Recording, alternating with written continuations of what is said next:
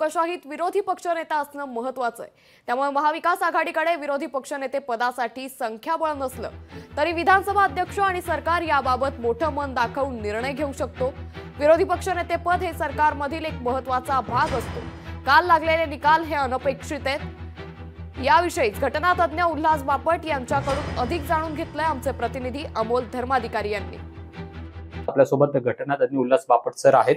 Sir, सगळी आकडेवारी तुम्ही पाहिलेली आहे महायुतीची आणि महाविकास आघाडीची। तर प्रश्न आता असा आहे की विरोधी पक्ष नेतेपद तयार होणार का नाही महाविकास आघाडीकडे, किंवा ते दिलं जाणार का नाही?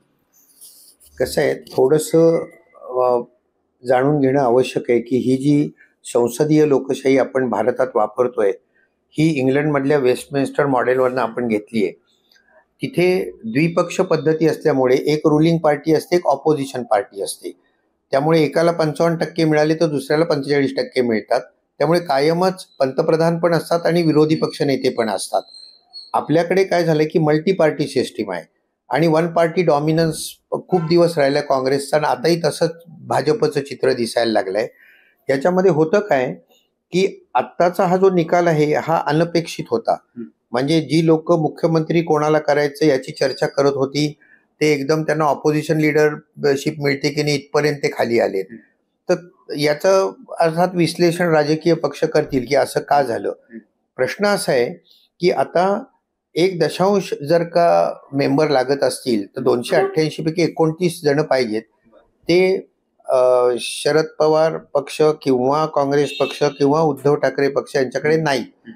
तिघांनी एकत्र येऊन ते मागता येत नाही, अलायन्सला मिळत नाही, ते पक्षाला मिळतं। त्यामुळे या क्षणाला कोणालाच मिळणार नाही हे अगदी निश्चित आहे। आता हिवाळी अधिवेशन सुरू होईल त्याच्या आधी विरोधी पक्षनेता पद निवडलं जाईल असं काही नियम काही नाही। हे प्रत्येक राज्याचं जे विधानसभा असते त्यांचं रूल एक पुस्तक असतं नियमांचं, त्याच्यामध्ये आपल्या पुस्तकात असा काही नियम दिलेला नाहीये की पहिल्या याच्या आधी निर्णय घ्यायला पाहिजे का दुसऱ्या याच्यात घेऊ शकतील ते आत्ता नाही घेतला तर, परंतु लवकरात लवकर घ्यावा असं मला वाटतं व्यक्तिगत। म्हणजे लोकशाहीच्या दृष्टीने विरोधी पक्षनेते पद असणं हे अतिशय महत्वाचं आहे आणि त्यामुळे आता महायुती आणि त्याचबरोबर विधानसभा अध्यक्ष विरोधी पक्षनेत्याबाबतचा काय निर्णय घेतात हे पाहणं महत्वाचं असेल। पण महाविकास आघाडीमध्ये कुणाचा विरोधी पक्षनेता होतो हे सुद्धा पाहणं महत्वाचं आहे।